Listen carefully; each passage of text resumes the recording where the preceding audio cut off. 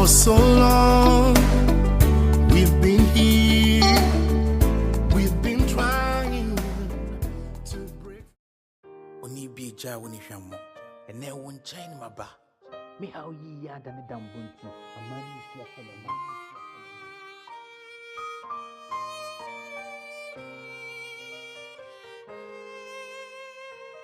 Oni be ja woni hwamo, and then one chain my ba. Me how ye ya than the dambo, a man is ya shemema. A railway ya jimakumi ya fenti me ye wa ye crema. Open the sec me tim down me ye wa ya bribian so. Me how ye tetene. Me coquette so me damn na repeat chatting it no how we say we be try so me papa say your team when it's one casa me say give me from when them bro me so be come on my to a net to that my major that's why oni pieja that's why oni pieja ya baba sa unyona si adia how ni naba wao tia sema sia umuya for the biada baba sa unyona si adia how ni naba wao tia sema sia umuya for the biada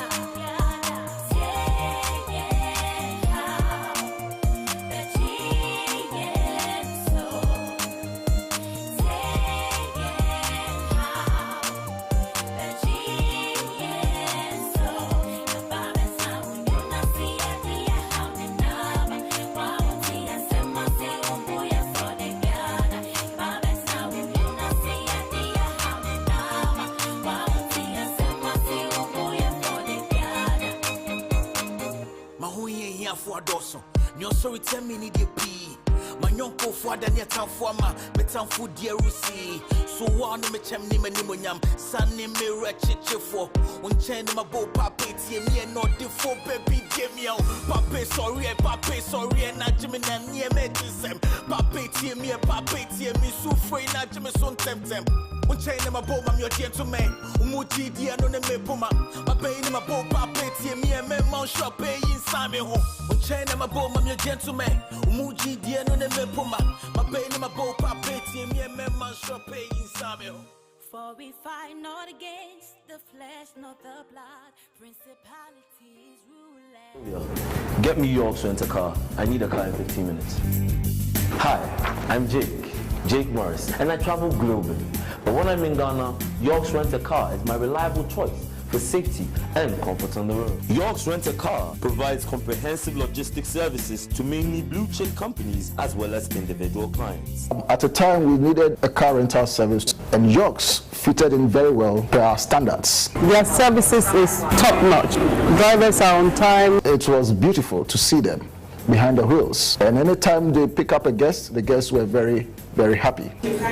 Already?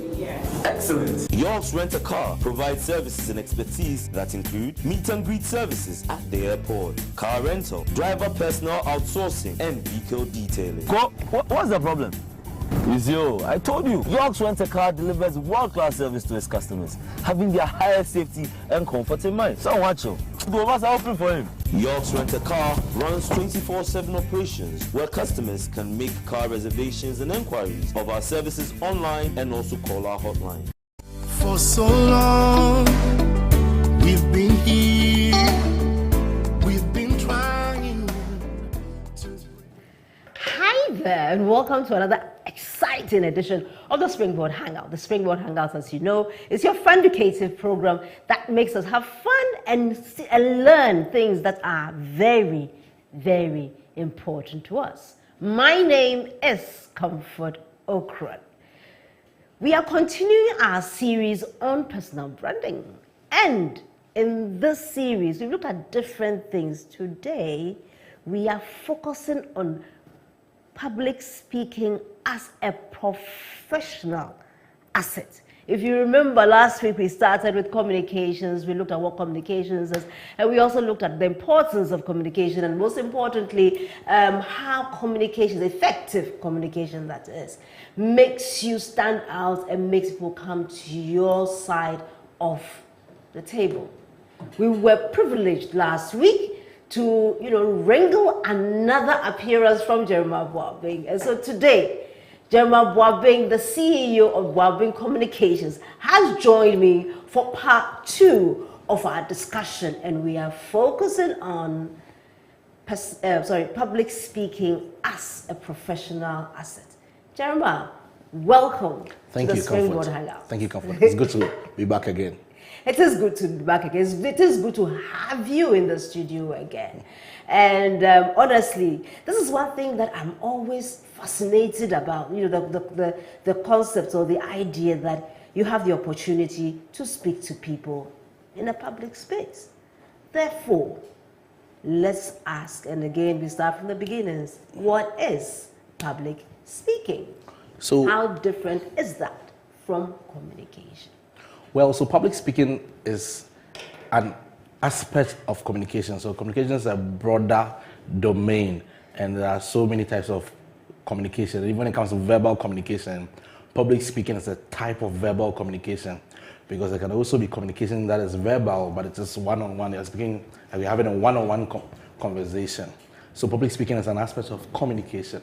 But really, public speaking is speaking to an audience that is intentional or unintentional, but with the purpose of informing, educating, or entertaining that audience. So any kind of engagements like that may be termed as public speaking.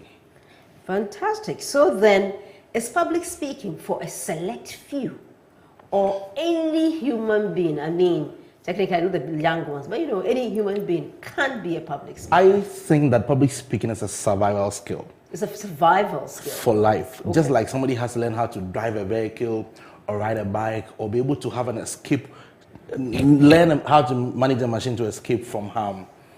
People need to learn how to speak in public for several reasons. You'll be asked to lead an opening prayer at church. You need public speaking skills to do that. If you're asked to introduce the chairman of an event or a speaker at an event, you need public speaking to do that. If you have to ask a question in class or at an event, you need public speaking skills to do that. And you run conference, and I'm sure you've seen several locations where people have stood up to ask questions, and you can see that what they are saying is very different from what they planned to say when they got up, because they've not mastered the art of public speaking. So at a basic level, public speaking is a survival skill. Survival. But that is survival. Public speaking is also a vehicle to prosperity in different ways. Every professional who learns how to speak in public obtains the opportunity to become an authority in their space. Because really, there's one thing being good at what you do, and another thing becoming an authority in it. It's not everybody who is good at what they do who is an authority. What does it mean to be an authority? It's become somebody that everybody recognizes as a doyen, a guru in a space. So beyond practicing what you do, you need to learn how to communicate what you do. If you don't learn how to communicate what you do, then you'll be doing what you're doing very well, but it's in the dark, and no one has heard about you. So if you learn how to speak in public, you have obtained a vehicle to build authority in your space. Very related to that is also becoming a leader. Because if you really look around the world, a majority of the best of leaders are good talkers. Because leadership is about influence, and influence is about communication. I cannot influence somebody I don't communicate with. So if I'm a good communicator, if I'm a good speaker, I am in better stead to influence people than somebody who is not. So public speaking helps people influence people, become better leaders.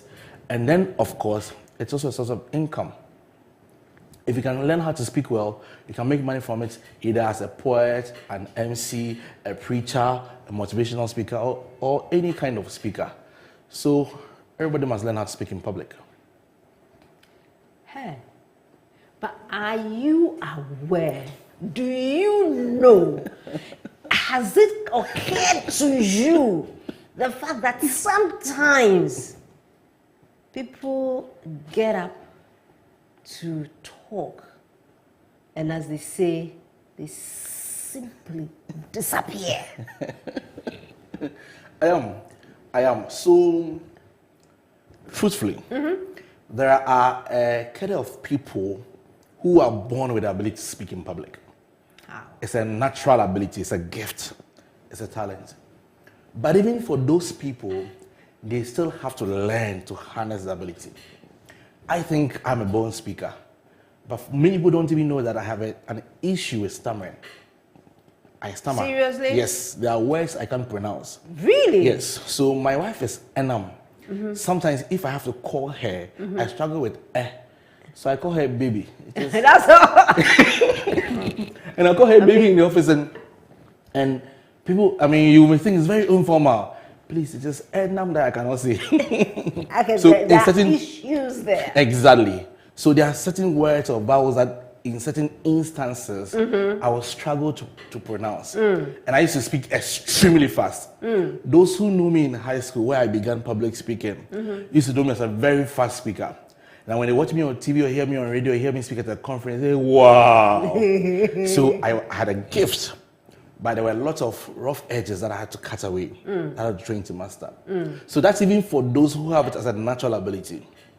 But then, like every skill area, it is learnable. Okay. Whether you're born with it or you're not born with it, you can learn how to speak in public. Just like you can learn how to drive, you can learn how to ride a bike, you can learn how to swim, you can learn how to run, you can learn how to speak in public. The question is whether you pay the price. Right. So, like riding a bike, anything, you can learn how to do it. So, let's start from there. You've been told that it's a learnable skill.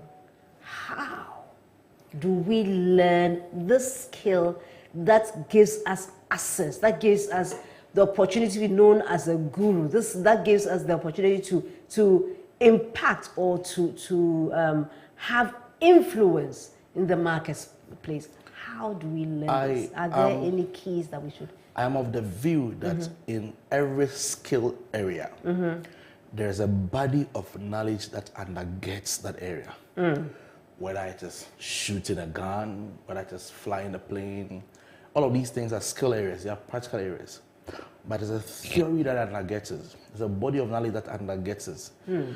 The challenge for many of us is that we rush to practice a skill without taking our time to investigate, interrogate, to dissect the theory, the knowledge that undergirds that area. It is that same wisdom that must guide an attempt to learn how to speak in public. You want to sit down and read books on public speaking to at least understand the theory. There are two good books in the world on public speaking. Two. Okay. One was written by Albert and Comfort Okran called Speak Like a Pro. And I'm not saying it because I'm on the show. That's a book that I have dissected back to back. Probably, if there's anybody in the world who has read that book the most, it is the author and myself. It covers every dimension of public speaking. You need to get that book. Many people, they come to you and say that, Jeremiah, I want to become this. I want to become this. And you ask them, have you read a book on public speaking? And they say, no. I said, you're not serious. And some time ago in my life, I went to meet a guru in a space, someone you actually know, to talk about my interest in his area and how I want to practice it. Comfort, when I left the meeting, I felt very embarrassed. Because I realized that I had ambition that was not backed by discipline. I had gone to learn practicals, but I had not read any theory. I had no idea what I was talking about. You're just beating about in the bush and just enjoying life. Exactly, many people are like me. So if you say that you really want to learn how to speak in public, interrogate the area, read books about it. So you get a copy of Speak Like a Pro. And everybody that I've mentored in the area of public speaking, I recommend that book to them. You have to read that book. The second book is by Dale Carnegie. Public Speaking by Dale Carnegie. Because it's true. I love Dale Carnegie because, I mean, I like to think of myself as an eclectic reader. And Dale Carnegie presents to you so many stories, a storyteller, and so many stories in a public speaking book. Like, I mean, you are reading a public speaking book, but you are learning as well. You are reading various stories about Abraham Lincoln, about this person, about that person, a person who was great, and learn how to speak in public, and that led to his greatness and all of those things. So you have to read that book as well. So you start with a theory. So you have given us two books, our homework, guys. We have two books that we have to read. Speak Like a Pro by Albert and Comfort Okran. I mean, say my name, yeah. And then also Dale Carnegie about public speaking. And I agree with you on those two books. Okay, I mean, I'm feeling shy, honestly. I'm feeling shy promoting my work. But yeah, read those books. It's an amazing book. And and let me deviate a little. One of the reasons why Ghanaians must write is because when a Ghanaian writes, they present to you local context. Yeah. And that's what I like about Speak Like a Pro. It's a book written by a Ghanaian who has practiced public speaking in Ghana and understands the cultural context. If you read books by foreigners, you get the knowledge, but you don't get the situation. Yeah. Yeah. And very often the situation can defeat the knowledge. Yeah. Because it's ideas told by other people that are practicing in other cultures and societies. And that book gives you the context. So if you read those books, then you must start making effort to elect yourself to speak in public. So when I wanted to master how to speak in public, I will ask a question in a public gathering. Please, my interest is not in the question or its answer. My interest is in my ability to get up in front of people and make sense on my feet. And I did that consistently, especially in high school. And I did public speaking as a debater, as a student politician, as a peer counselor. The politician, no. Student politician. I was in SRC. So which role? I was the SRC General Secretary. Oh, okay. So I as a student politician, I think I had about 7 roles in secondary school. I mean, now I know that was a bad decision. But I had 7 roles and 0 impact.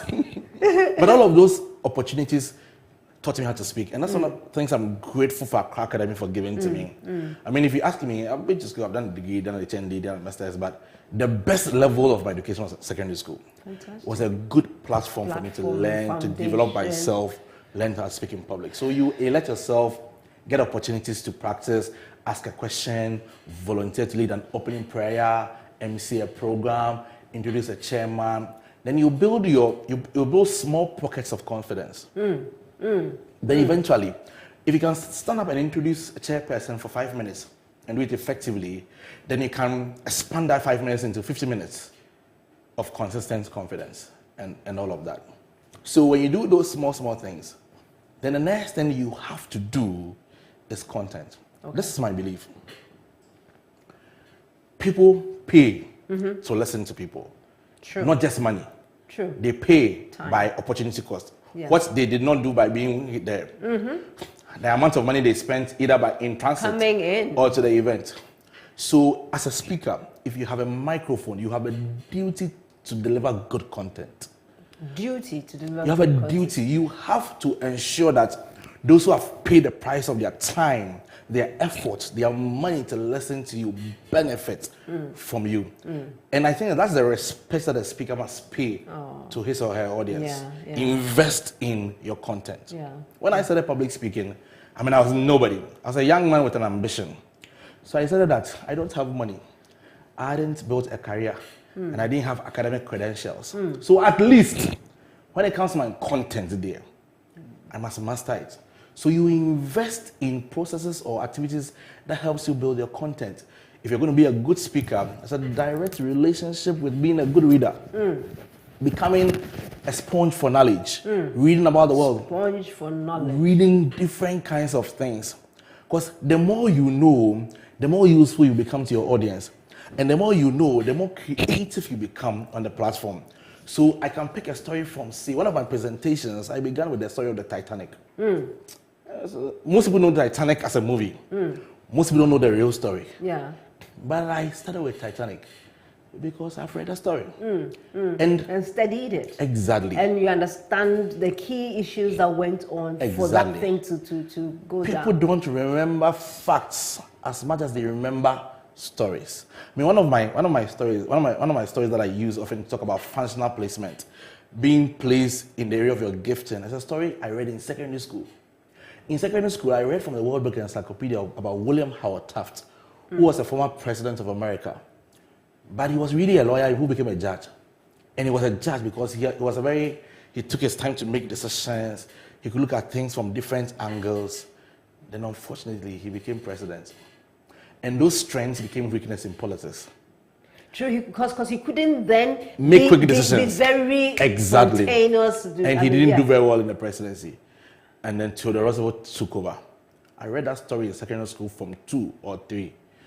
Way back then, I knew I was going to be a public speaker. I noted it down to use it later.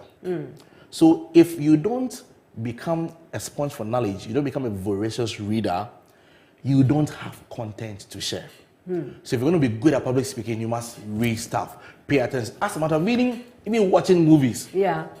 I mean, most people don't consider watching movies as learning. But I think of watching movies as learning. If you're watching movies, you are hearing phrases and expressions. You're learning about cities. You're hearing about concepts. Good movies are usually about concepts. They can be psychological concepts, scientific concepts. They can be about military strategy. They can be about something. A good speaker knows how to pick up ideas from all of this. One of my greatest movies that I really enjoy and also picked a lot from was a movie by Will Smith, In Pursuit of Happiness. Great. That, I mean, the dialogue is very, very poignant, really rich. It's a motivational book. It definitely is a motivational book. So if you're going to be a public speaker, your greatest tool is your intellect. Yeah. And you must stir it up. Yeah, from different dimensions, you know, from different angles, so that you can synthesize that and come out with something that is worth your, as you said, your listeners' time. Right. So we've looked at the person. We looked at the kind of preparation the person must go through. We've realized that it is a learnable skill, and so with any skill that you are learning, you must put in the time, you must put in the effort, and with that, you are able to, you know, be better or to grow in your skill. Now, let's say that I have done all that. So now, Apo, hey, I mean, there's none, Apo Concro, there's none like me. You're asking all the right questions. Please go ahead. But, as they say, when you get to the stage, seeing the multitude, you freeze. It happens. As a matter of fact, that's the hardest part of the game. So I say that there is public speaking content. And there's public speaking competence. How do you move from content to competence? You have to first deal with speech anxiety or stage fright. Yeah. There are many things that causes stage fright. One of them is subordinate status. You are speaking to an audience who are older than you. I mean, one of the biggest challenges I've had in my life was speaking at Springboard Roadshow in 2016.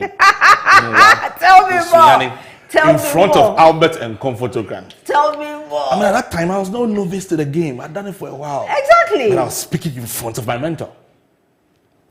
So the feeling is different. There's a lot of nervousness, a lot of anxiety. It happens to a lot of people. It may not be a mentor, it may be before a boss, a supervisor, board of directors, or maybe some senior girl management. in the eye. That's one of the worst things I can see. So that can create anxiety. But the thing I've learned is that when you're speaking, everybody who's listening to you, most people want you to succeed. Your mentor wants you to succeed. Your boss wants you to succeed because they don't want their time to be wasted. And your embarrassment does not help them in any way. So consider those that you are afraid of or scared of as people in your corner. They want you to succeed. Sometimes one of the causes of stage fright is a certain fear of major failure. You're afraid that something will go wrong, like you fall off the stage or the stage will break down, and that fear is there, but really doesn't happen. So one of the ways to deal with that is visualization. Yeah. The ability to close your eyes and imagine you doing it well. You know, in Springboard in 2016, when I got to the hotel, I was tired. Yeah. But I decided to go and see the auditorium. Yeah. It was a process of visualization. I went to see the auditorium and familiarize myself on the stage. Where everything was. Exactly.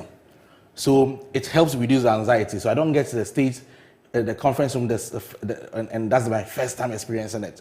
I've seen myself on the stage. I've seen myself speaking. There's an auditorium in this Accra, Ghana, that used to intimidate me very badly. Wow. And it was for a simple reason. It was the Nats Hall, the Bediako Hall of the Nats Hall. Now they've renovated this is big time. Hey, that Nat Hall, not that I was scared of it, but the place The so... architecture of the place is not helpful for a speaker. No. In those days, and I think it still remains. The podium is so up there.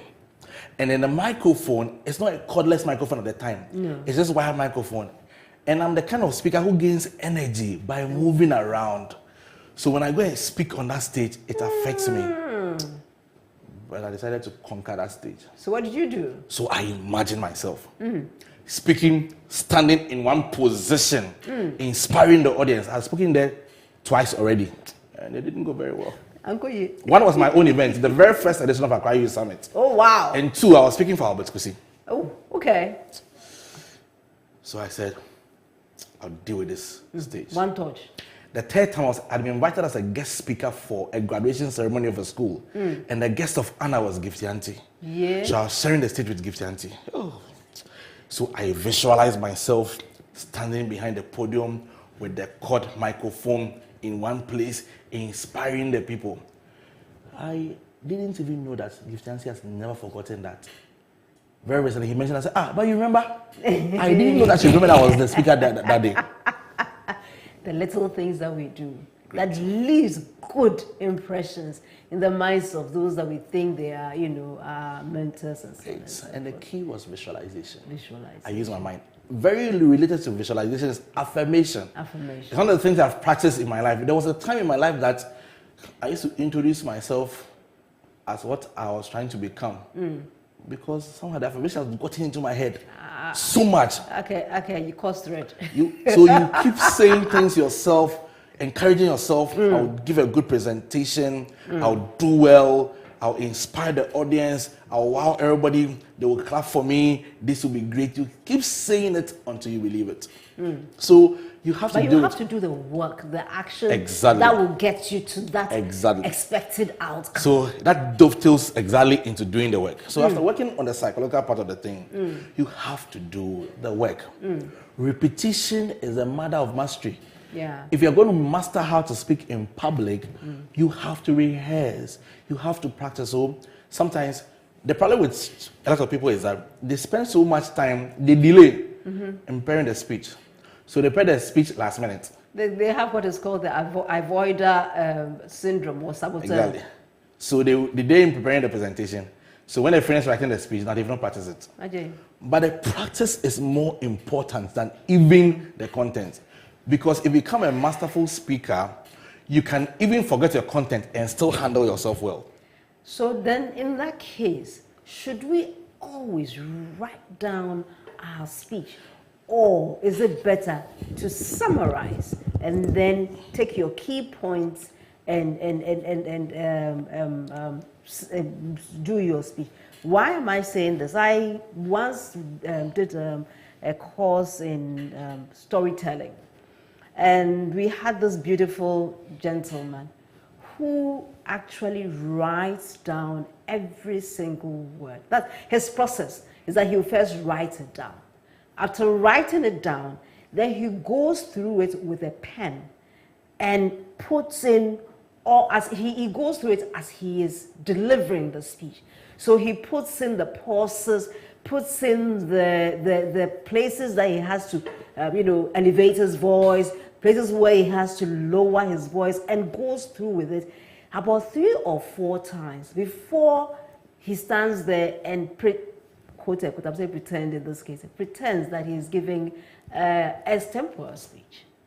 In this case, I don't think I'll remember everything that I've written down. That is me personally. So in this case, if I am a newbie, in fact, really, me, I'm a newbie. I don't even know how to speak in public. Would you advise this for me, or should I write down word for word and attempt to memorize my speech? I think it's a matter of style than principle. Okay. Everybody must find what works for them. And if you're a newbie, you must experiment with various things and find what works for you.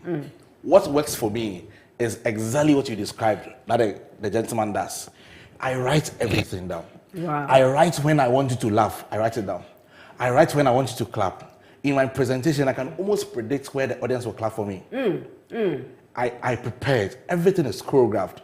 I know when I want to heighten my sermon and when I want to lower it. I plan everything.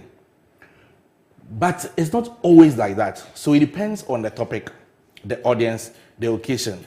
Some audiences, there are some particular locations in Accra. When I'm going to speak there, I don't even go with a prepared speech. Because of the social demographics there, I get there first and I monitor my audience and I say, this audience, this will be good for them.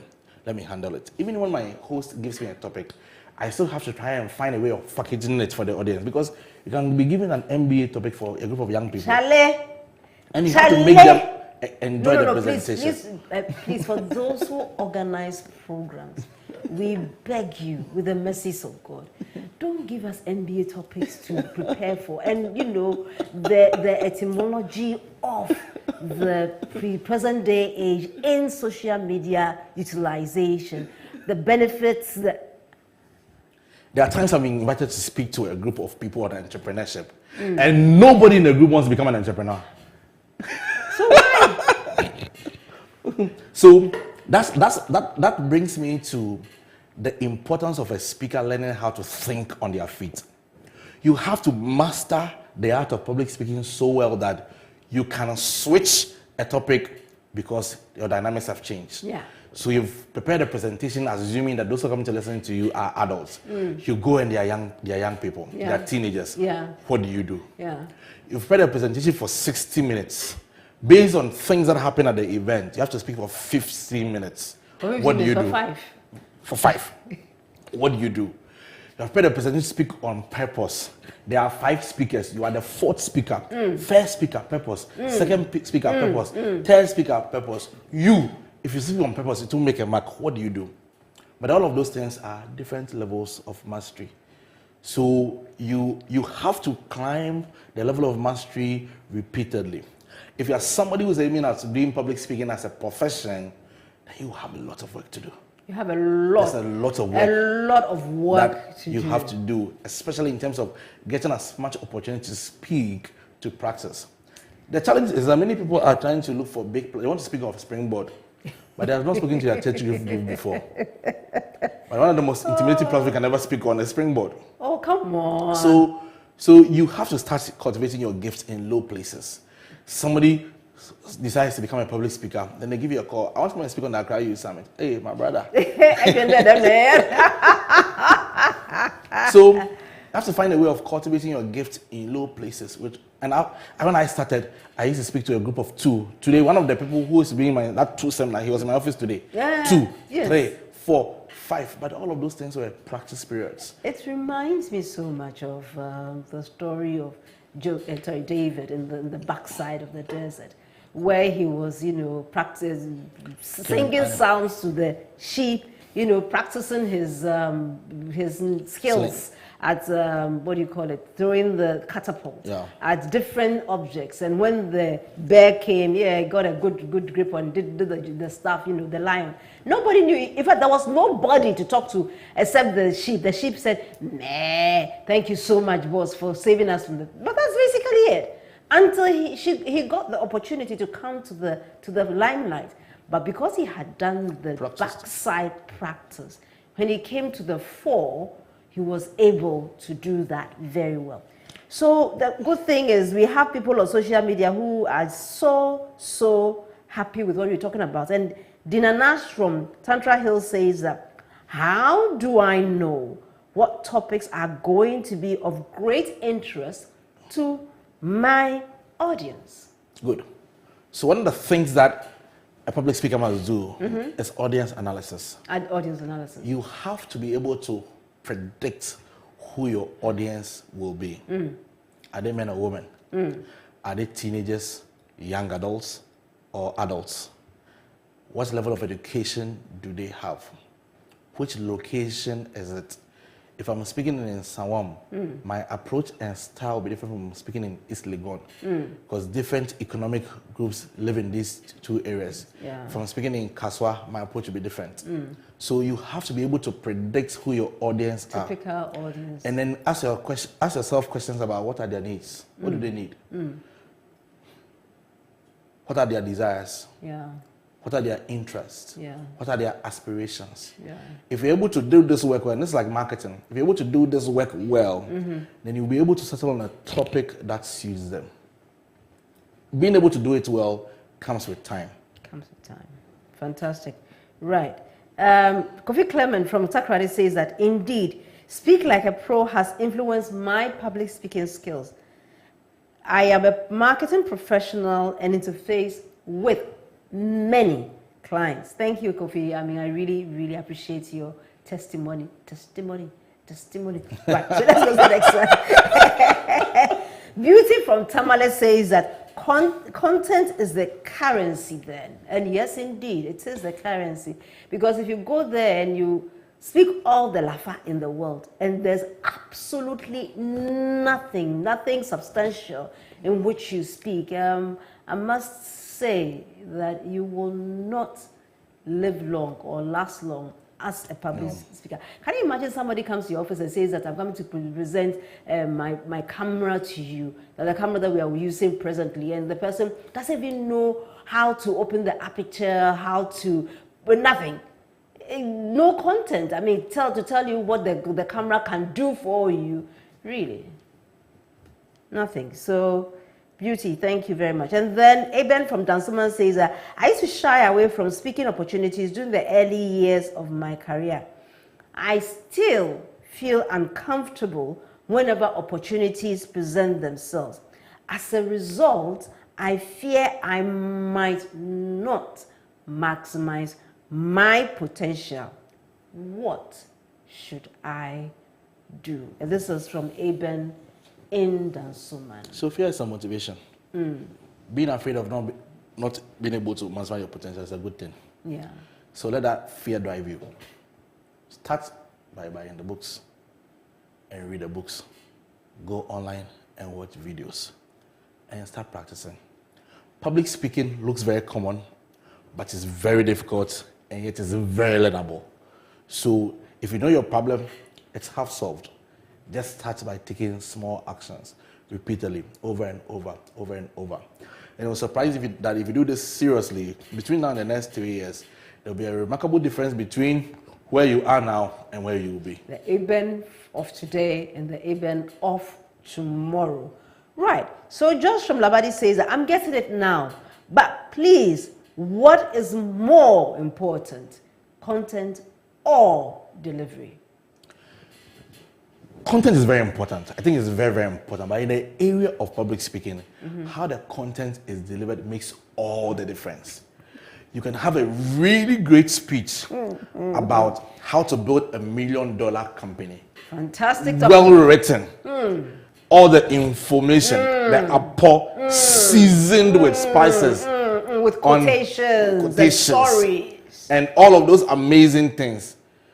Then you come and stand in front of, I want to speak to you about how to build $1 million business. You have a well-written speech that will be poorly delivered. So, content is key, but the delivery of the content is keyer. So, you mean it is even more important? It's even more important because nobody sees a written speech. Yeah. People hear what you have to say. Yeah. So how it is delivered is what makes the difference. So you have to master, and it's a skill that you have to master through practice. As you practice over and over again, you become better at doing. When I started speaking, I didn't know how to use humor. I couldn't let people laugh. By nature, my personality is a very intense personality. Yeah. I didn't know how to make people laugh. But over time, I'm a comedian. But it's practice. Yeah.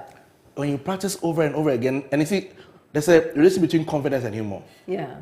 If you're not confident, you can't even tell a joke well. But if you're confident, you can take your time and spice the joke up for people to enjoy it. Like Albert. It takes time. Albert is, I mean, one of these days we'll start making tours for comedy because I need to get more money from him, So we need to, mine his comedic skills that he has. I see. Hilda actually says that it's a gift, and you need to. I mean, she's responding to a talk. One of your first points. That is a gift, but you have to learn some of the techniques. And then David Kankamsa says that this is a very, very important topic. So then, Jeremiah, we've been able to look at what we've got to do. We've been able to see that content is key, but even delivery style is completely more key, or as we said, Kia. Now, you've had the opportunity to go and make your speech. You have done a good job. Everybody is praising you. And maybe you talked about a particular topic where there is controversy. And then by some miracle, you stepped on the wrong toes. And therefore, you are in the midst of the controversy. How do you recover yourself in such a tumultuous or potentially disastrous? This is a very serious issue. Yeah. It's a very serious issue, and especially in this social media area. A small snippet of a presentation, bro, can go viral, bro, and mess you up, bro, big time. I know what you're talking about, baby. So, one of the things that I have seen is a good strategy to deal with this, to even prevent this, is to try as much as possible to write what you want to say and stay according to script. Oh. Especially when you're dealing with a controversial subject. Okay. Write what you want to say and stay according to script. Now, I am a kind of speaker who gives a lot of examples when I speak. And sometimes I do that when I speak, I use personal examples that I can share with an audience, but I don't want it to go viral. So when I finish the presentation and I have the video, I will watch it and then I'll ask, edit this part, remove this part, edit it, because I know why I said it. But my audience can seriously misconstrue it. No, especially when they just cut that part. That part. You know, they splice it and just take that part. And social media. Oh. So that is it. If it has already happened, what should you do? Yeah. Apologize. But what if what you said was true? So if what you said is true, you see, in this life, there are things that are true, but because of a certain strategic intent, you must still keep quiet about them or apologize for them. Okay. Because you're considering all the various stakeholder groups and audiences listen to what you have what to say. If it's true and you really want to stand by it, and I believe that people should learn how to stand up for themselves and then stand by it. If you consider the situation and you think that an apology will be good for me, apologize. If you think that it is true and you want to stand by it, say nothing. Eventually it will die down. In Ghana, everything dies down. Sir John's soul has died down. You mean forever? Forever. I love you. Eventually, forever. Everything blows over. Right. Okay. So in a follow-up to that, can anyone speak on any topic? Any topic at all? When they come to you and say, Jeremiah, go and speak on finance, you do it. And then they say, Jeremiah, go and speak on marriage, then you do it. Then they say, Jeremiah, go and speak on the burning bush. You do anything that they come and ask you, you speak. So it depends. It depends. Okay. First of all, so from a professional angle, there are two main types of speakers. There are subject matter experts who have focused their expertise on a subject matter. And very often when you hear them, that's a subject matter they are speaking on. Generally, I find that boring. I mean, I am a person of variety. So even in business, I'm doing so many things. Okay. I don't think God created me to be a one-thing kind of person. Okay. So I do a composite of topics. Yeah. But even in the composite, there are things I think I've earned a right to speak on. And there are things I think I'm not ready to speak on. Yeah. So I must learn how to distinguish those things and select my topics. So really, there can be a debate on some of these things because there is somebody who may even feel that even with what I've done in business, I still don't qualify to speak on entrepreneurship because I've not gotten to a certain height. It can be debatable, but then it is always better for a speaker to choose topics that they have conviction in. I cannot speak on a topic like how to become a millionaire. I'm not a millionaire. Not yet. So you are working your way. I am on my way. That's so. You're on your way, so you keep yourself there. Exactly. So I will not have conviction on speaking on a topic like this. But how to start a business? I have done it 100 times. Some of them did well, some of them didn't go well. It don't go well. So you have to work with areas where you have conviction in.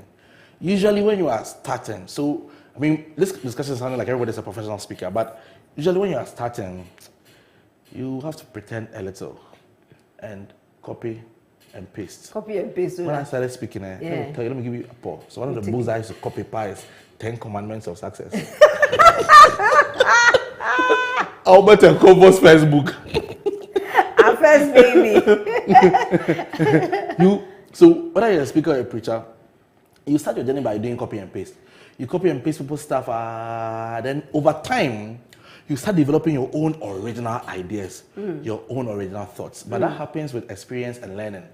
So you have to, and the reason I add learning quickly is I think that the word experience is overrated. I'm sure you know a tailor who has been sewing for 10 years, who's still a bad tailor. Or a carpenter who has been working for 10 years and still a bad carpenter. So I like to even emphasize expertise more than experience. So you learn it, as you keep learning and you master it, you learn how to do it well. So as for copy and paste, we all start from there. And eventually we build as you go along. Right. Especially if you're not only putting in the work, but then you're also finding out how others are doing it. And then learning from them. Right. And one of the temptations for many public speakers is when you become good at this and you flow, you become lazy. Okay. Because you know that you have a certain command that anytime you can pull up magic. The challenge with that is that those who listen to you over time can actually start you're not learning. Showing where you come from and so on and so forth. But you know, it's something that happened to, today's the Bible, something that happened to, what's it called, Samson. You know, the Bible says that he woke up as before, not realizing that the power had departed from him. And that's a major nugget. Everybody must recognize their source of power. Yeah. And don't assume that a source of power is eternal. It's not. Every source of power must be fed. So if learning is a source of power, you must feed it. If reading is a source of power, you must feed it. If prayer is a source of power, you must feed it. You must continue going. No source of power is eternal. Or doesn't diminish. Doesn't diminish. Even an anointing diminished. Yeah. So Jeremiah, tell me, this one is story. Tell us one of your most fulfilling public speaking engagements. Wow. Story. One of my most fulfilling is I mean, I've had a lot of those experiences.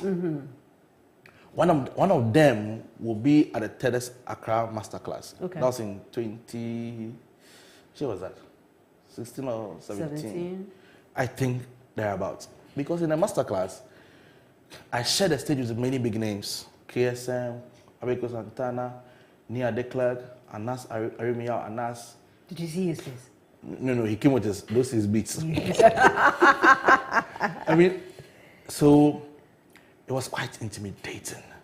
And really, I was scared. And I was at Kempinski. I was scared. But one of the things I do, I told you last week, is that when I'm in trouble, I pray, I worship, I listen to Hillsong, and I power myself up. And it was fulfilling. I think that it's my most watched video. A lot of people come and tell me that they've seen my video on YouTube, very often referring to that video. So it's one of my most fulfilling.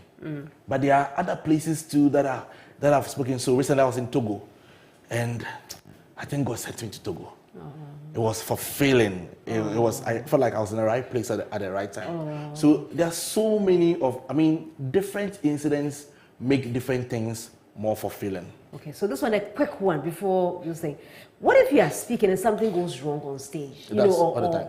It does all the time? All the time. What do you do? So that's why you have to build strength, competence. So some years ago, and it's quite about almost 10 years ago, I was speaking in UCC. And in the auditorium I was speaking in, just behind the auditorium, it looks like they were renovating chairs. So I kept hearing the drilling machine. I had to find a way of still sustaining the attention of my audience. And you yourself not getting distracted. Exactly. By the noise. Another one. I was speaking in the Church of Pentecost, and the lights went out. Gee. And they had no generator. Lord have mercy. And I was speaking in a dark auditorium, and I couldn't see my audience. Ow. So how do I engage and hold attention of my audience in that auditorium? One of the ways that you can find, especially if you are still a beginning speaker, is when your PowerPoint is not working. When you have mastered speaking, you can handle your audience without the PowerPoint. But when you're a beginner, all your points are the PowerPoint.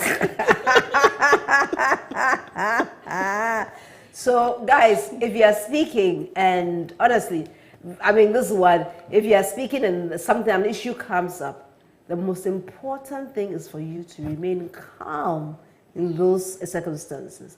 And then, depending on the circumstance, if you can remember the 4 key things you had prepared, just deliver it, because honestly, all the 50 points that you put on the PowerPoint, nobody knows what you had on the PowerPoint. Exactly. So nobody will know whether you spoke all your 50 points or just the 4. And by the way, I can assure you, if you give them only 4, they will thank you forever for giving them just those 4 points, because they can easily remember what you said. Charlie Jeremiah. Comfort. I knew you would fire. And today has been a fiery day. So as you go away, can you give us just 3 key points about public speaking for today? Practice. Practice. Practice. Practice. Practice. Practice. That's 6 points. Yes. That's double. So practice. So technically I can say practice your content. Practice your delivery. Practice your visualization, because that plays a very, very significant role. The mind controls everything. The mind control is everything. And that is Jeremiah's final point. Your mind control is everything. I remember this book by Robin Sharma where he talks about, I mean, if any of you should have the opportunity to read it, it's one book that I recommend for you. You know, and he talks about the fact that the mind needs to be, quote unquote, disciplined. And therefore, the opportunity for you to to take your mind into consideration and actually focus it helps you to become better in any place, to shine in anywhere that you are given the opportunity to be part. Guys, today has been phenomenal. And Jeremiah, I can't thank you enough for coming and making this program so great. Thank you too, Comfortable having me. Thank you. So guys, we've come to the end of another fantastic discussion, and I learned so much from you. On Sunday, Albert will be coming your way. And as you know, when Reverend Albert Okran is on stage with his audience, with his speakers for the particular program, it's very, very, very exciting. So make a date with Albert on Sunday at 7 p.m. both on Joy FM as well as on social media, on Facebook as well as YouTube. Till we come your way again next week, bringing you issues that are fun and also very enlightening. You know, we love you. You are blessed. You are highly favored. And most importantly, you are loved. God bless you and enjoy a fantastic week. Bye. See you next week.